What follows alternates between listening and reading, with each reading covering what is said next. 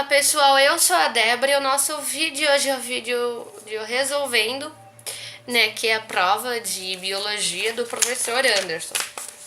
Primeira pergunta, UFU, Minas Gerais.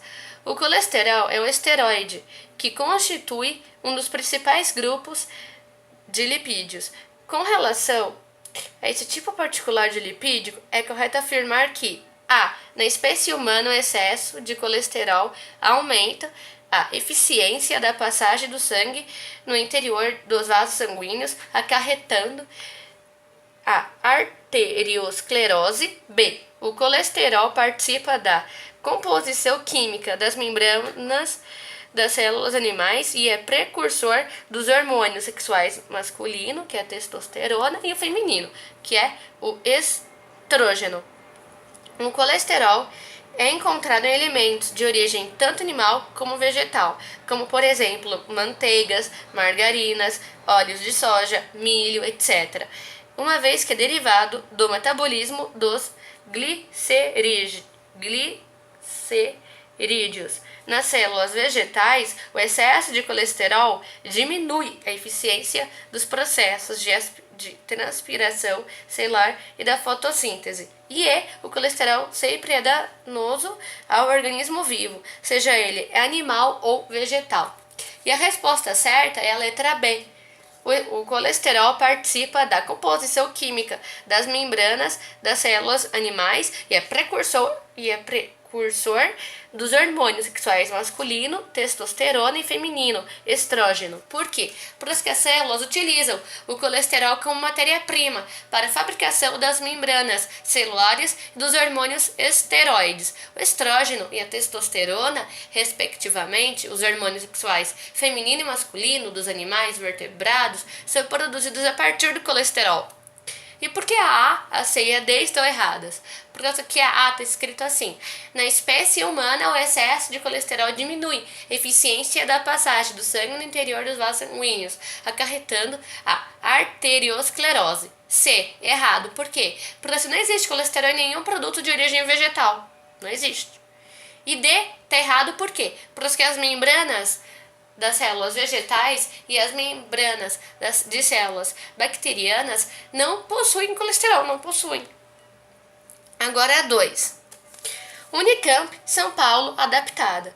Os lipídios são os compostos energéticos consumidos preferencialmente pelo organismo. B. Mais abundantes na composição química dos vegetais do que na dos animais. C. Substâncias insolúveis na água, mais solúveis nos chamados solventes orgânicos, álcool, éter, benzeno. Ou D. Presentes como fosfolipídios no interior da célula, mas nunca na estrutura da membrana plasmática. A questão 2, a resposta é a letra C. Por quê? Por causa que os lipídios são insolúveis na água, por suas células serem apolares, mas são solúveis em solventes orgânicos como álcool, éter e benzeno. E por que a B e a D estão erradas? Por causa que está escrito assim: é essencial ao nosso organismo o consumo de outros alimentos ricos em carboidratos, vitaminas e proteínas. A B está errada por quê? Porque os vegetais possuem lipídios, mas em quantidades muito menores do que nos animais. E a D está errada porque está escrito assim: os fosfolipídios são os principais componentes das membranas celulares. A questão 3. O FRJ. O gato siamês é um animal de rara beleza, pois a pelagem de seu corpo é clara, com extremidades, orelhas, focinho, pés e cauda pretas. A presença do pigmento que dá cor negra a essas extremidades é resultado da atividade de uma enzima que fica inativa acima de 34 graus. Explique por que esses animais têm a pelagem negra nas extremidades do corpo.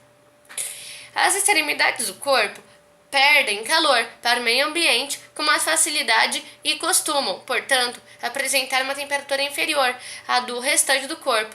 Como a enzima só é ativa abaixo de 34 graus, a síntese do pigmento, que confere cor negra, só ocorrerá nas extremidades do corpo. Questão 4. O EM. A figura abaixo mostra as velocidades de reação de duas enzimas, enzima humana A e de bactéria de fontes termais B. Daí tem essa imagem. Daqui está escrito assim: considerando os dados da figura e a ação da temperatura na atividade enzimática, assinale o que for incorreto. 1. A temperatura é um fator importante para a atividade enzimática. 2. Dentro de certos limites, a velocidade de uma reação enzimática aumenta com um aumento da temperatura. 4. A partir de determinado ponto, o aumento da temperatura faz com que a velocidade de reação diminua bruscamente e cesse. 8. A temperatura ótima para a atividade de enzima humana está em torno de 37 graus. 16. A temperatura para a atividade de enzimas de bactérias de fontes termais está em torno de 78 graus. 32. Somente para a enzima humana, o aquecimento acima da temperatura ótima provoca desnaturação. E 64. Para ambas as enzimas, se for ultrapassada a temperatura ótima, a agitação das moléculas se torna tão intensa que as ligações que estabilizam a estrutura espacial da enzima se rompem. Então, dê como resposta a soma das alternativas incorretas. Aqui a resposta dá 32 a soma, tá? Agora, vamos para a questão 5. Qual dos alimentos a seguir tem função basicamente energética? A resposta é D. Não, a resposta é A. Mel. É mel.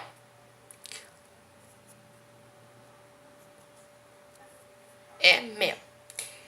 6. UFBA. Uma propriedade das enzimas que se evidencia através do diagrama abaixo é.